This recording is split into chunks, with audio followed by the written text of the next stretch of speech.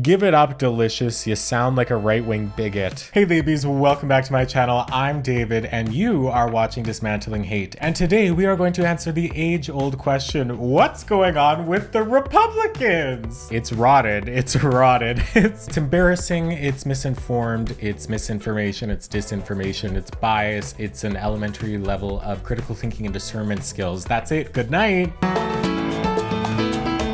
No, just kidding. Okay, so here's the deal. I was researching a nonprofit called GenSpect, and I came upon GenSpect because I had reacted to a video that they have published in my Dismantling Hate series so far. And I was really intrigued because it's one thing for one person to be hateful, but then it's a whole other can of worms when there's a whole committee dedicated to just being hateful. I was looking at GenSpect, and here's what it says on their website. We believe that there are many routes that may lead to the development of distress over an individual's gender.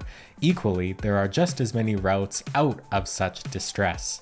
That's why we would like to see a wider range of treatment options and more evidence-based approaches to gender questioning children and young people. The wider range of treatment options, of course, being conversion therapy and just forcing your trans child to desist is the word that they use in these circles. Desist is used a lot, which is basically just a fancy word to say force your child to do exactly what you want instead of living in their true gender identity. So, okay, right? I'm looking around GenSpect and then I see this poster, what's going on with the Republicans? And I was able to sign up for it very quite easily with my alias because now I have a whole other character dedicated to infiltrating hate groups like this. It's not David, it's somebody completely fictionalized. They have their own email address, it's a whole thing. I don't know what my life is, girl. I put a lot of time and effort into the research and production of these videos. So if you like this, watch my other Dismantling Hate videos, subscribe to the channel before we get started here. I'm gonna roll the intro, the new intro, by the way, brand new. I'm so excited and happy with it. I'm gonna slide my bad cell phone over and we're gonna get started. Are you ready? It's gonna be a mess. But if I could promise you one thing, it's gonna be entertaining as hell because you're here with me.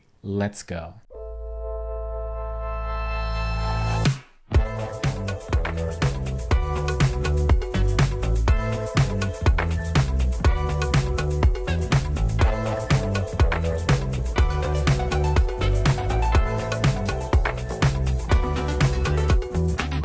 Okay, be so freaking for real with me right now. Was that intro not the cutest ever? The purple and the green? Oh, I live so much. Okay, so here's how we're gonna do this. Like I said, I infiltrated these three Republicans' webinar to see what they were going to talk about. And to be completely effing honest, it was probably the most boring thing I've ever seen in my entire life. It was just three people sitting, not even in a room together, just on Zoom being like, yeah, conspiracy theory A. Yeah, conspiracy theory B. The way that I'm going to frame this video today is we are going to take a little bit more of a deeper dive into each of these individuals versus what they said in the webinar, because what they said in the webinar was basically a non sequitur. There was no real new information. And as it turns out, the videos that they have published, like on YouTube, for anybody to watch anytime, are far more salacious than what I saw in this webinar. So girl, I wasted my time with the webinar. Isn't that sad? Well, it's not as sad as what we're going to dive into. So we are going to start with our bestie, Erin Friday. So who is Erin Friday? Erin Friday is an American lawyer and an anti-transgender extremist, and she is affiliated with the anti-trans group Our Duty. Friday wants to abolish all transgender healthcare for people of any age, but she is most focused on including bans for all trans healthcare for people under age 26. 26, can you imagine? That's insane to me. You fall down these rabbit holes and then it's like 2 a.m. and I'm researching these hateful people online. It's just ridiculous. Okay, so here's Our Duty, and when you click on it, the main image that shows is this like fake, but we're gonna move it to fact. It's so funny. Hitting us over the head with that subtext. Okay, so here's the description on Our Duty. There's no way to say that in a way that doesn't sound weird. Our Duty, Our Duty. Our duty. So we're going to read the description of Our Duty, and then we're going to get into a video that's here, and it's a mess, girl. So it reads, schools and universities are teaching our children that people can have a gender that is different from, but somehow equivalent to their sex. I don't know if there's a need to employ equivalencies when it comes to gender and sex, because they are not equal.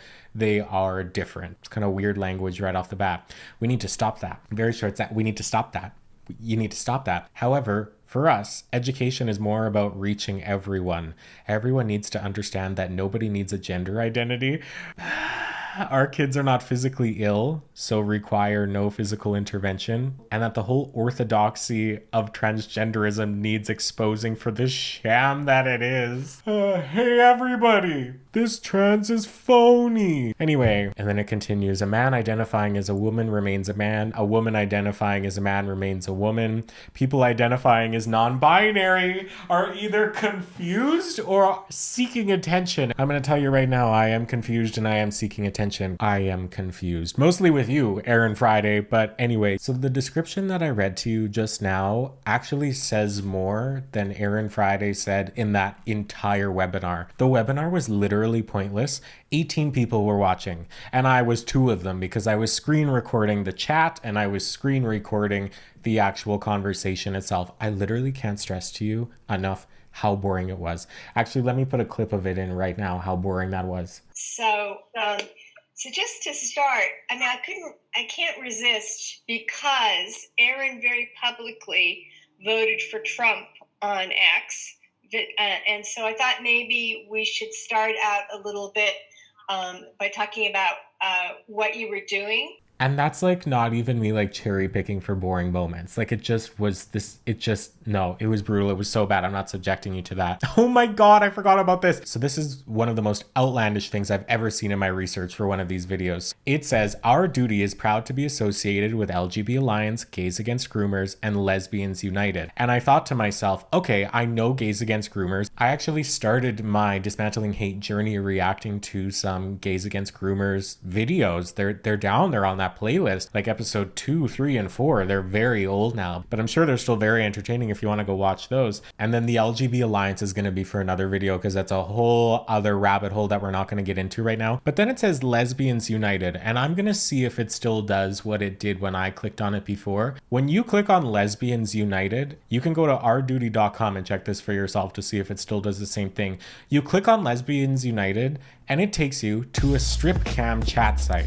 So the window that pops up is literal pornography. Let's see if it still does that. Yep, strip chat. There we are. How am I one click away from so many women masturbating on my screen? It's actually obscene. Get it away. It's so funny that these people talk about like grooming and stuff like that. And I'm not saying that I think this was done on purpose, but you're really letting your ass hang out when a link on your website about how to save children links to a strip chat site. I'm sorry. That's one of the most insane. I could not believe my eyes. I thought I must have clicked something else. That's weird. Okay. Anyway, so we're going to get into the video that Our Duty published. Our Duty. So I believe that Our Duty is based in the United States, but apparently there is a sector for Canada, and girl, that's where I'm from. So I was very interested to click on the Canadian video. It says Our Duty Canada About Us is the title. And here's what the description reads. Here's a little bit about who we are and what we do. If you are a parent of a child of any age struggling with distress around sex, please register on our website. And girl, you best believe I registered on their website, and then it sends you an email where you have to confirm your registration, which I clicked on. You have to make a donation in order to join their group. That's just wild, right? Like, oh, your child is struggling, here, pay us money, and then we'll teach you how to be hateful to them. It's really disgusting, and I think it is literally criminal. But anyway, I'm gonna slide my bad cell phone over. Our Duty Canada is a chapter of Our Duty International. We have been active since October of 2022, and we are parents. So we are parents supporting parents. And like I said, we're the Canadian chapter of Our Duty International. Here is a little bit about who we are and what we do. We are a support network for parents of children of any age experiencing transgender ideation. We use that term, transgender ideation. We do have parents of adult children and teenagers, and we also have parents of desisted kids who stay on with us and do this important work. Yeah, so there's that desist word, right? So desist just means ignore your transness and live the way that you don't want to. It's not a good thing. It's not a good thing. It's essentially conversion therapy, but it's not even. I don't know if it's worse or better. It's just gross. Just let people be who they are. It's sad because these people, I do believe that most of these people think that they're doing the right thing. They're doing so much harm to their children by enforcing them into an expression that isn't what they would choose. if they had the autonomy to do so. Like, what are you getting out of forcing your anyway? I hate this shit. Us have children struggling with distress around their sex and grappling with the largely unrestricted social and medical options being presented to them in Canada. Again, there are restrictions on, well, maybe there's no restrictions on social options, but what does that even mean? But of course, they make it seem as ominous as possible in order to make it seem shocking. That's what these people do, right? Because if they actually come out and say the quiet part out loud, they would probably be deplatformed and ridiculed for being hateful. I mean, we've talked about this before, but there are restrictions on medical options being presented to children in Canada in terms of gender affirming care. There are many restrictions. So I don't know what you're on, but there's restrictions. I say most of us because we do have a few concerned grandparents and citizens. We believe that no child can consent to synthetic sex hormones and surgical procedures that may permanently damage their health, sexual function, and fertility. It's interesting how they use synthetic in there to make it sound more scary than it is. I've never seen the word synthetic used, but that would like trigger those granola moms, right? Of like, oh my God, they're synthetics too. Like there's fluoride in the water. The world is flat. This is our bottom line. It is the medicalization that we're fighting against. As a group, we share a very unique perspective based on two main strengths. First, we have a wealth of firsthand experience from parenting kids with distress around their sex and with the medical and mental health bodies offering them gender-affirming care. So we see this ideology play out and the medicalization sometimes play out from parenting these kids. And many of us have seen the inside of the... Can we just hold a moment for the kids that have to live with these train wreck of parents? And I have to remind myself too, because this shit is heavy. I'm not in the middle of a transition. I'm very happy with my gender identity. I love being non-binary. It works for me. I'm not in a position where I have to seek gender affirming care based off of the permission of a parent. I'm not vulnerable in this way. But this is why I show up to work here every day and do this, because there are many kids who are out here struggling under parents who not only share some similarities with the way that these people think, but there are kids whose parents run our duty Canada.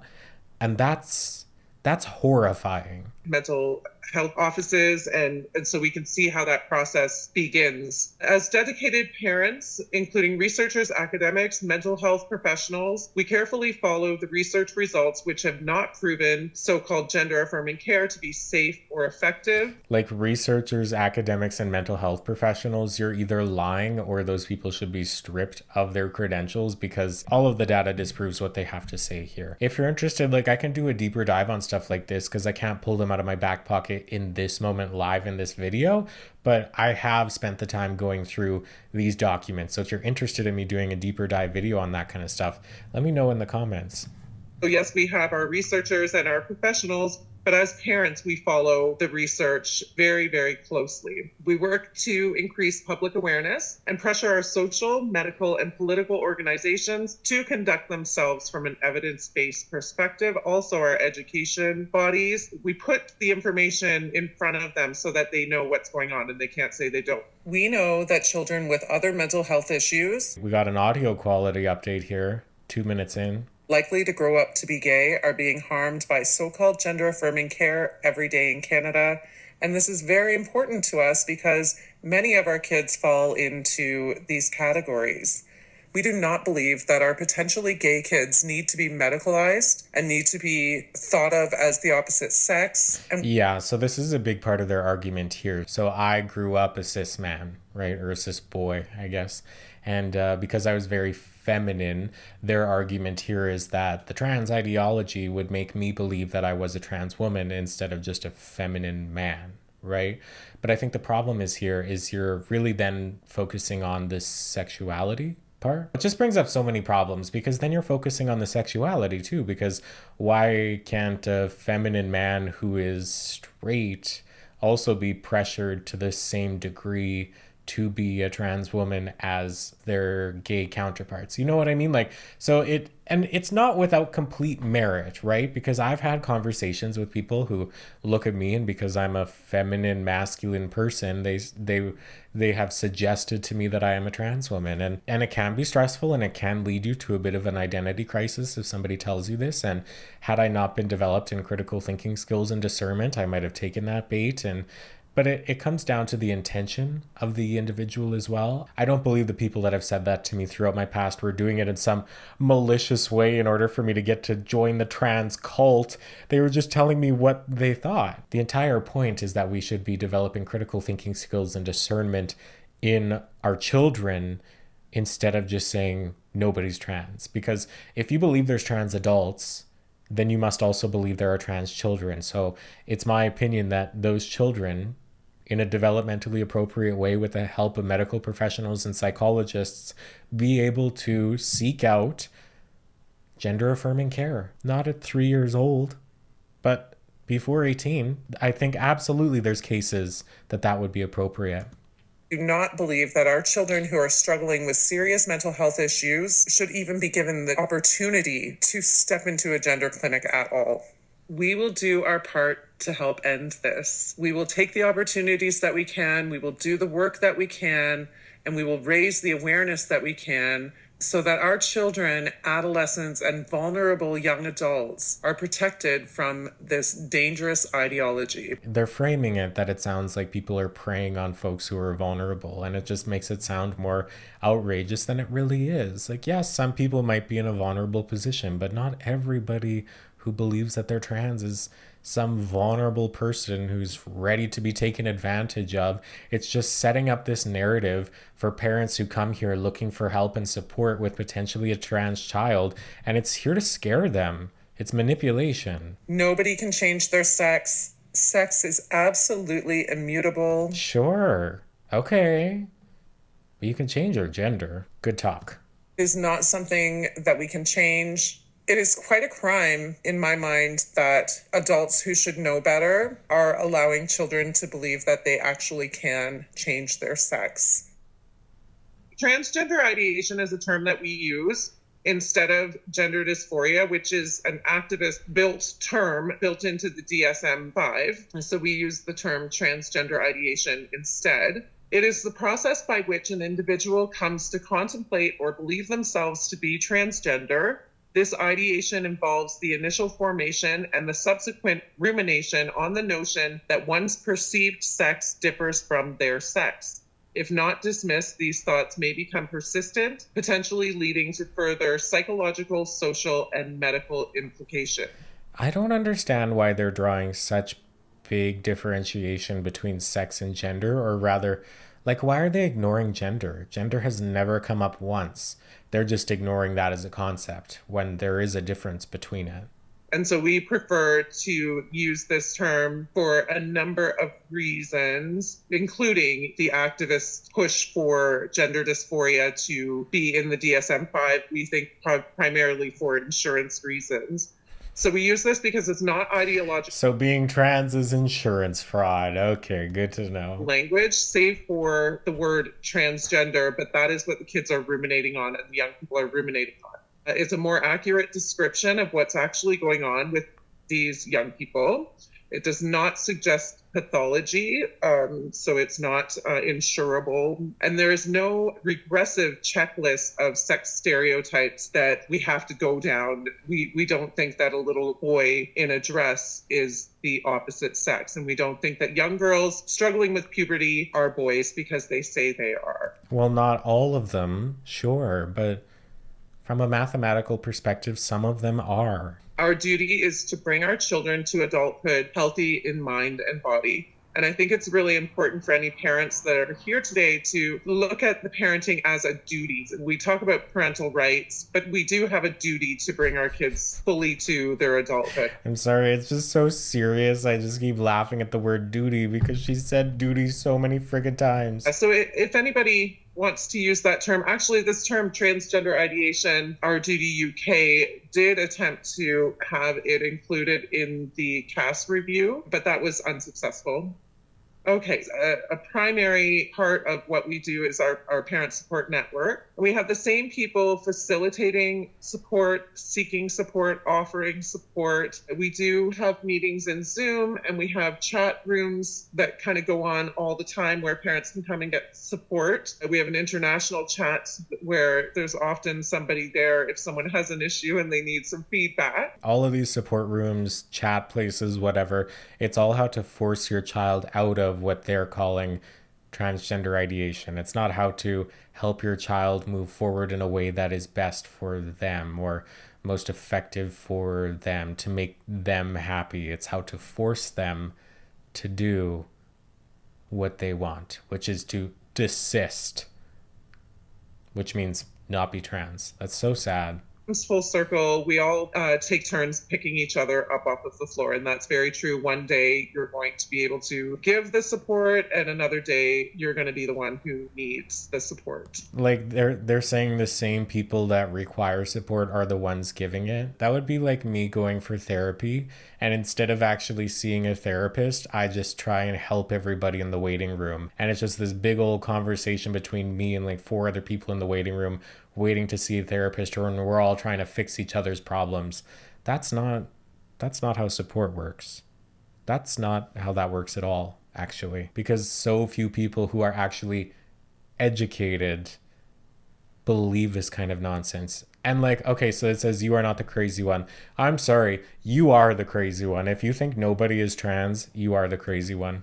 You are not alone. You are not the crazy one. And I cannot tell you how many parents have come to us and said, I thought I was the crazy one until I found other like-minded. And it's their language too, right? She's saying that I cannot tell you how many. Well, if she really did, it's probably a 2-digit number at the largest, right? On the Zoom meeting that I watched, one of them made a comment that said, oh, it's so great to have so many people here. 18 people were there. And remember, I was 2 of them. We put pressure on our social, political, medical, and education bodies to conduct themselves from an evidence-based perspective. So we did. What's with the audio? The audio is making me cringe. Participate. We wrote a submission to the Universal Periodic Review that was to be read in Geneva last year. And unfortunately, our submission was not read in Geneva. And we're unsure if that was a technical error on our side of things or if it was something else. Yeah, I wonder what it was. My God. We did participate in connecting people with the Million March for Children last year in Canada, which was recognized globally. So that was just a really good way to say, we are parents, we are here, we're paying attention. Keep your kids home. That was a big part of that day from our perspective. And okay, that's interesting because I was a teacher on this day, keep your kids home. And one kid was gone. From my class in particular at this time. One kid was gone. The mom messaged me that morning and made a big dramatic paragraph like, here's why I'm keeping my kid home. And I just didn't respond. And then the kid came back like normal. And I don't understand that. Like, you're using your kids as pawns in order to make a statement. It's just not logical, right? Like, why are you forcing your kids to miss out in academic time in order to stick it to the teachers and their gender ideology when really the teachers are held to a standard that is governed by your province or your state. Teachers aren't making those choices. I can't, as a classroom teacher, make the decision to teach whatever I want. There's a program of studies. There's systems in place and a way to do things. But the problem is when you actually do things in the appropriate way, like writing a letter to the Geneva Convention, for example, or writing a letter to your government, to your MLA, professional people ignore this shit because it's garbage and it doesn't make sense, right? There are conversations to be had about people being medicalized. There are conversations to be had about feminine men being told that they're trans and they're not, and about masculine women being told that they're trans and they're not. Those are conversations to be had, and those are important. But those now are getting muddled in this big gross idea of you people, and I'm going to say it, you people. Those actual important conversations get muddled in the garbage of this transphobia. They really shoot themselves in the foot. So everything they say really goes out the window for a lot of people, which is good, but they're not achieving what they think they are. They're not achieving anything, actually. They're just embarrassing themselves. Can be done all throughout the year on the rainbow days that our kids are bombarded by. We actually do have a notice of absence that we wrote with the Parents' Rights Coalition of Canada, to whom we are a signatory. So you can find this form on our website and on the Parents' Rights Coalition of Canada website. And I think it's good to give the school notice and tell them why your child will not be there. Okay, so it reads, "This is a notice that my children will not be attending school as a means of voicing my objection to the teaching of gender ideology, the lack of transparency with parents regarding the social transitioning of children, for example, names, pronouns, washrooms, and change room use, and the presence of sexualized materials and topics made available to my child without my knowledge or consent. Further, the political and ideological nature of the current school environment is unacceptable and requires examination and revision. You know where this goes when you send it to a teacher or a principal? In the garbage." There is not the presence of sexualized materials in most cases. Might there be? Absolutely. Should there be consequences and ramifications in place if there are? Absolutely. But gender ideology? Pronouns? That's the same thing to you as sexualized material? And then following it up at the end with like, school environment is unacceptable. Well, pull your kids out then. You get the qualifications to homeschool them. But then we get into unschooling, which is a whole other territory here. It's just a garbage fire. Canada website. And I think it's good to give the school notice and tell them why your child will not be there. We took part in, there was like a public response period for the global transgender guideline that WHO is trying to put out. We focused on Florence Ashley, a TRA here in Canada. And after not just us, other people wrote in as well. Ashley has stepped away from the global guideline writing group. We do have surveys available on our website. We're going to be pushing them a little bit more soon, and we're just asking for feedback from the medical, mental health, education professionals, but also from parents. Good Wardens, this is an example of how we participate in global efforts to add our voice, to add our backing to the good work that other people are doing. So petition. They're like all of these good works. It's just a letter. They just wrote a letter. They're just writing letters that people are ignoring. This isn't work. I'm a queer advocate. I am doing more work than these people. And I'm one person sitting in my studio at 7:08 p.m. on a Saturday night. I'm putting in more work, and I'm just sitting down making this video that I've researched before I go out tonight. Like, it's not, you're not actually doing it. You're actually just doing harm to kids. It's wild how they think other people are harming kids, but it's actually transphobic people like them who are. And I know transphobic gets thrown around a lot, but what else do you call this?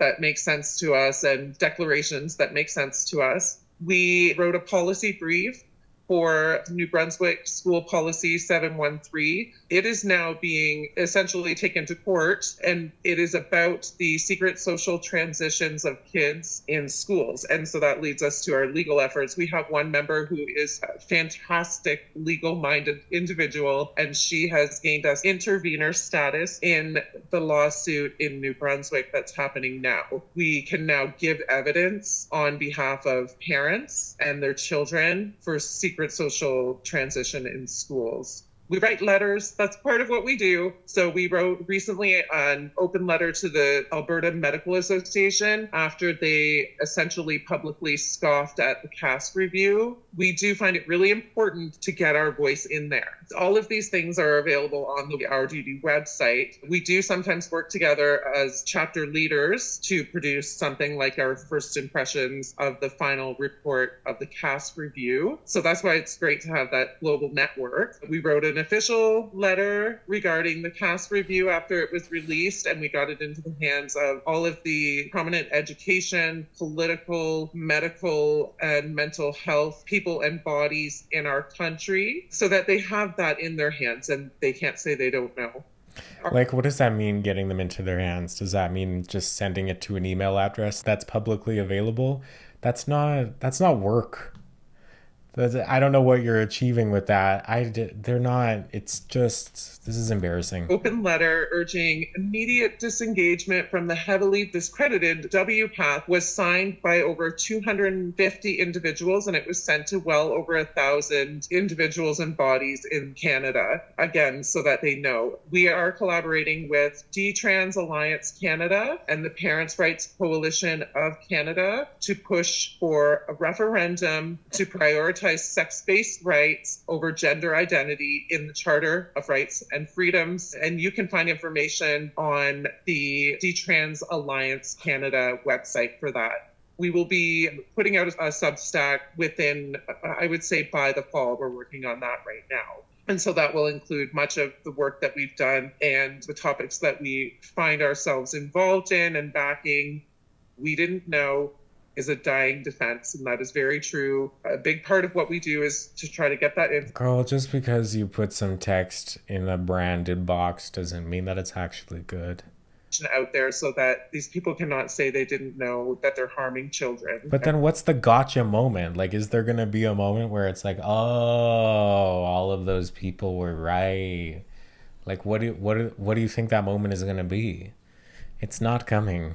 So our Inoculation Against Gender Ideology project, we've been creating PSA-style videos, very short videos. The purpose is to get them out there into the reels on whether it's Facebook, YouTube, or Twitter.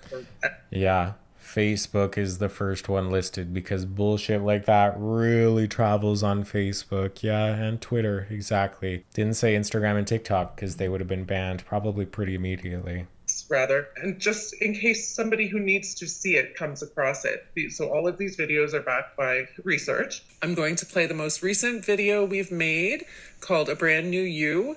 It dives into how young children, very young children as young as 3, are indoctrinated into gender ideology and into thinking that they're the opposite sex, neither or both, through the books that they are read and that they have access to in their schools and in their libraries. Once upon a time, in a land far away, all the children were innocent until one day, when a force came along that took over the books, saying kids could change sex. Come kids, take a look. You get out of here with your iambic pentameter, Cat in the Hat, Boots the House, like, no. The books told the kids that they were not who they thought, and that a brand new you could be borrowed or bought. Through cute, fluffy pictures and the allyship oath, little girls thought they were boys, or neither, or both. Little boys would wear dresses. The book said that was enough to turn them into girls. And if you called their bluff, then you would be pummeled with some very bad names, and you would be told not to make such a claim. The books with red crayons that thought they were blue, and the ones with a neither who didn't know what to do, gave kids an idea that grew and grew and grew. Why shouldn't every child get their own brand new you? It started with clothing and haircuts and toys. It made boys look like girls, and the girls like the boys. And then came the medicine that stunted their growth, to prepare them for other or neither or both. And then came more needles that changed them even more, until nobody knew who they were anymore. But along came one parent, and then 3, and then 4, and they gathered the books from every shelf, every drawer. They took all the books and they put them away, and all of the children came out of their haze. They found the old books in a pile on the floor, the ones that kids treasured and learned from before. Soon the tears went away and back came the laughter. And the boys and the girls lived happily ever after. That was the most garbage thing I've ever heard. And you know what? I'm going to read you my version. Yeah, so instead of just arguing against what they said in that book, I'm going to read you an example of what this, in my opinion, poorly made video is talking about. So this book is called My Shadow is Purple by Scott Stewart, and it's a story about a child who is non-binary, and I've read this to classes of students, and I've had parents be upset and outraged over this story. I personally don't see a problem with this story, and every year of my teaching practice, I would read this to my students at the beginning of the year to explain to them that I was a non-binary person, because I don't go by Mr., right? I never went by Mr., my last name. I would never do that. I would be MX because I hate the way that Mr. sounds. It's really not that deep. I just don't like the way Mr. sounds. You can make the judgment for yourself whether you think that this story is indoctrination into a transgender ideology, or rather, it's just a book. So here we go. My Shadow is Purple by Scott Stewart. My dad has a shadow that's blue as a berry, and my mom's is pink as a blossoming cherry. There are only those two choices, a 2 or a 1, but mine is quite different.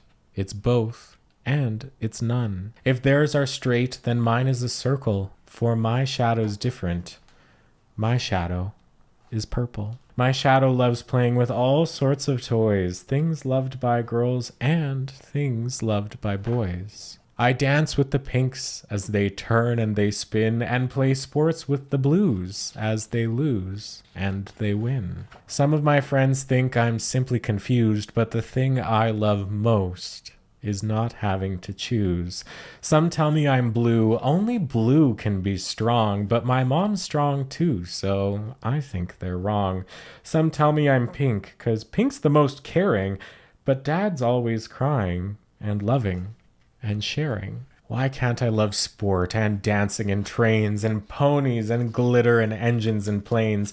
Why must I choose and exclude all the rest? I love choosing both, because both is best. And now it is time for the greatest event. The school dance is here and the invite has been sent. I'm ready to rock and I'm feeling cute. My mom made my skirt and my dad made my suit. I bounce through the door and gasp as I enter. The room split in two right down the center.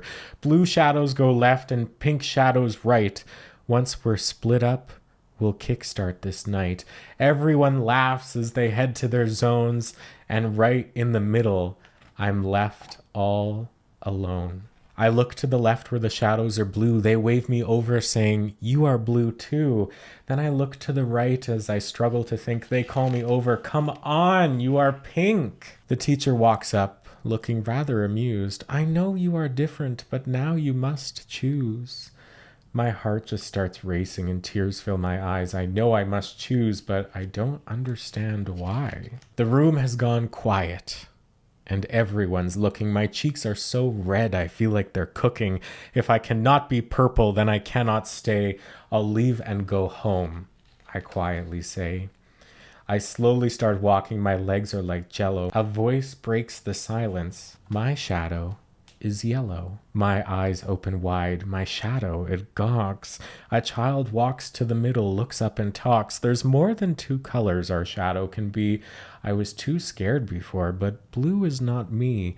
I know from outside blue fits like a glove, but my shadow is yellow, which to me feels like love. They turn with a smile and take hold of my hand. "Who wants to join us? There's room here to stand." At first, no one moves, then a hand's in the air. My shadow's as brown as a big grizzly bear. My shadow is red, mine's silver, mine's green, mine's violet, mine's orange, mine's aquamarine. They all rush to join us, whatever their color. Blue, pink, and purple, and shadows called other. I look at each shadow. No two are the same. On each happy face, there's no trace of shame. Each different and special and fully unique. No colors stronger and no colors weak. The teacher comes over as we're joined as one. Whatever your color, start dancing and have fun. I think there's probably a pretty low chance that if you don't agree with me and what I'm saying in this video, in all of the videos, that you think that this is indoctrination. But if by some chance you're still here, yes, this is a fictionalized story, and I know it's anecdotal evidence, but I was this person. I was this person at the school dances.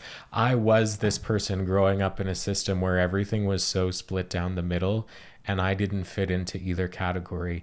I was the boy that went with all of the girls. I was the boy that roomed with the girls at sleepovers. I was the boy that was let into the girls' spaces because I not only wasn't comfortable in the boys' spaces, I wasn't safe in the boys' spaces. I was relentlessly bullied in the boys' spaces. So if you think that's indoctrination, I can't argue with you on that other than what I've just read to you. And if you're a person who thinks this kind of stuff is a problem, I think it's therapy that you need. And I don't say that in like a satirical way where it's like you need therapy. I say that in a way that if you don't have empathy and if you didn't feel anything when I just read that story, there's nothing that any evidence-based information can do for you. You don't gain anything by shoving people into the gender binary other than adherence to a system that perpetuates capitalism, colonialism. And I know these are buzzwords that a lot of people throw out like a dog whistle, but it's true. Let's finish this train wreck. Hoping that either parents or the young people who need to see these will. We want them to be in the reels on X and on YouTube so that somebody who needs to see it might see it and get some information and think twice about what they're planning on doing to themselves. All of these videos are linked on our X account, which I will share at the end of the slideshow. There was one more that we didn't get a visual for. It's covered up by the current video that's up there. And it was done in collaboration with KPSS Reality, and it was called Who Sterilized Me? So that's a good one to watch as well. Very powerful writing by KPSS Reality there. Read to your kids before they do. This goes back to the book thing. Kids are so impressionable and they do believe these things. They come home saying, I think I'm a boy, after having a book read to them in a classroom. Parenting through transgender ideation.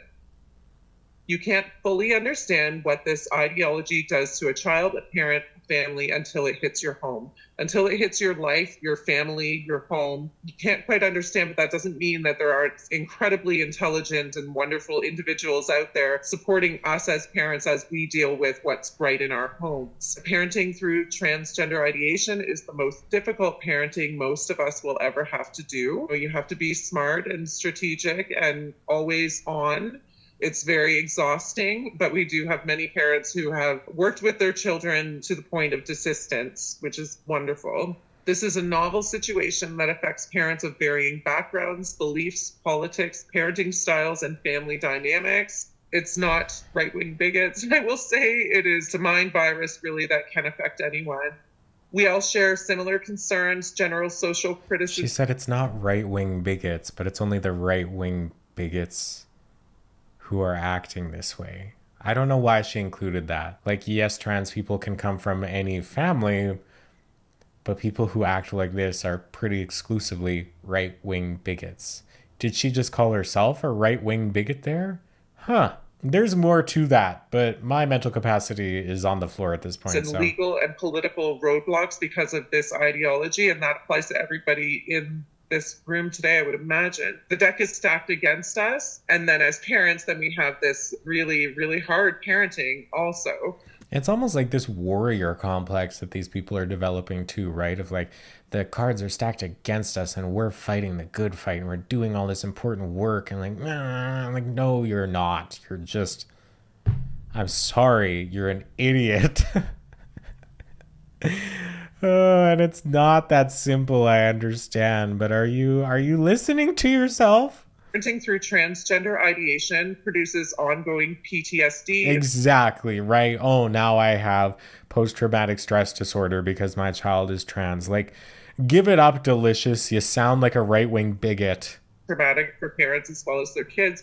This was stated by Dr. Miriam Grossman in her interview with Jordan Peterson, and she... God, every time these people talk, I just fall down a rabbit hole of things I need to take a look at next. Hey, at some point, these hateful people are going to keep me employed out here on YouTube, but it boggles my mind. Actually, I recently... God, David, stop talking. But no, I need to say this. I recently came upon an article that showed that right-wing people, a lot of right-wing people have been offered millions of dollars from foreign companies in order to spread right-wing propaganda because it is in fact influencing our election results. And election results can influence the economy in one way or another. So it's now I'm really looking at this through the lens of who paid you to do all of this shit, you know? Because this is weird for somebody just to come up and do this on their own. I'm doing this on my own because this matters to me. This was my life experience. This is who I am. This isn't who these people are. This is who they want their children to not be. That's not the same thing. That's not their identity. This objectively means more to me because this is who I am. She has been such a warrior for parents. She has our back. As an organization, we recognize that and appreciate it. And personally, I appreciate her. Parents know their kids best. They definitely have the opportunity to. It's definitely a likely possibility. But is it always the case? No. No, not at all. Not at all. True, it's not the teacher who claims to know your kid because he or she was, quote, trusted enough for your kid to, quote, come out to them. It's not the doctors or the therapists, it's the parents who know their kids best. Parents have done their research, been down the rabbit holes, and are building an armor of data and information. And what do you mean all parents have done that? Not all parents have done that. Some have, sure. But for the love of God, hopefully they don't fall down your rabbit hole, because your rabbit hole is discriminatory. Can share that armor of data and information with our kids, then we are 2 steps ahead. They are getting one set of data, one form of information, and we need to give them the rest. Once you break the barrier and talk openly about this with your kid, it does get easier over time. It is so hard. Parents have to just take a deep breath, take a heavy stance, plan ahead with what you're going to say, and then just say it. And it does get easier as you go on. Yeah, because you manipulate your child. I'm the only person in your life willing to tell you the truth. It's something you can say repeatedly over time. That's not good, though. That's manipulation right there. Like, that is so clear-cut manipulation. I would never, as a parent, sit down with my child and say, I'm the only person in your life who's willing to tell you the truth, because that's just fundamentally not the case. You may be responsible for that child, for bringing them into the world. You may be legally responsible for them. They can be the most important person in your life and the be all end all and whatever. That's manipulative to say to your kids. Little angst comes up while I'm telling you the truth, and I'm probably the only one who's going to. It's okay for us to disagree and still love each other, have a conversation, and be a loving family. Yes, over what you're going to have for dinner or what your favorite color is, but not over who you are as an individual. Period. So important to let kids... I'm sorry, this isn't funny. I don't know. Like, tell me in the comments right now, why are you watching this video? Are you watching this video because you find me entertaining and funny? Are you watching this video because of the things that I say? Are you watching it because of my gorgeous face and makeup skills? Like, what are you actually watching this video for? Or is it an amalgamation of it all? That's hopefully what it is. But I don't feel funny right now. After I read this book, this actually became incredibly real to me, and I left my career as a classroom teacher because of bullshit parents like this who have a problem with books like this, and people like me who just want to exist and support everybody to be happy and to be who they are, regardless of right-wing bigots who want their children to desist from an authentic gender expression. Ooh, I feel fired up. We have 2 minutes left of this. Know that they don't have to polarize against their family because we disagree on something. And when you say things more common sense like that, sometimes the kids will get it. You are not that weak that hearing your name or being correctly sexed is going to break you. That's really gross to say that. You're not that weak, sure. Like, anybody can handle it. But how is that the standard of how you're going to treat people in your life? That the bare minimum of, we're going to treat you well enough as to not break you as an individual? The bar's in hell?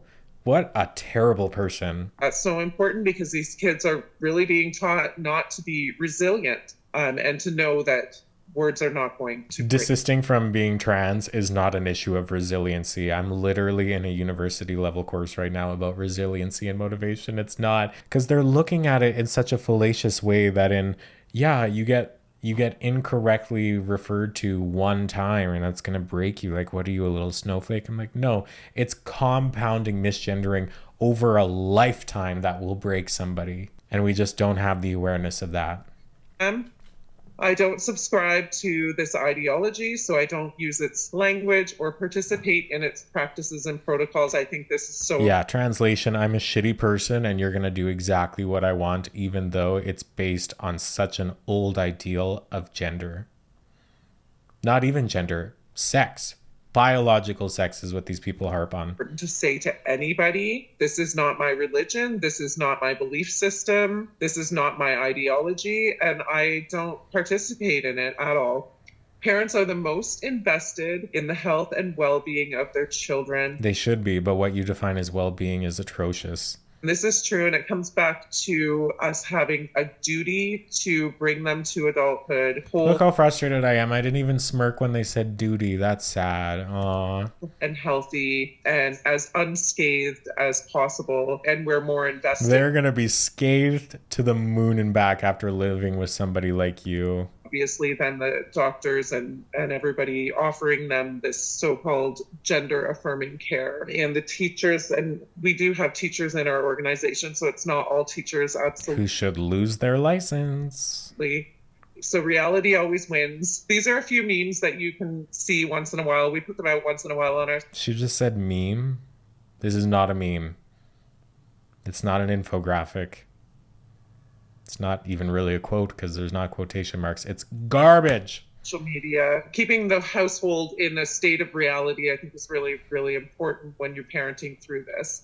So that kind of brings me to the end. These are the... Yeah, and the reality is she's a garbage person. I didn't get very far in my script at all because there's still actually a few things that we have to look at for Aaron Friday, but that's going to have to be in the next video because sweet Jesus, I have been here for so long.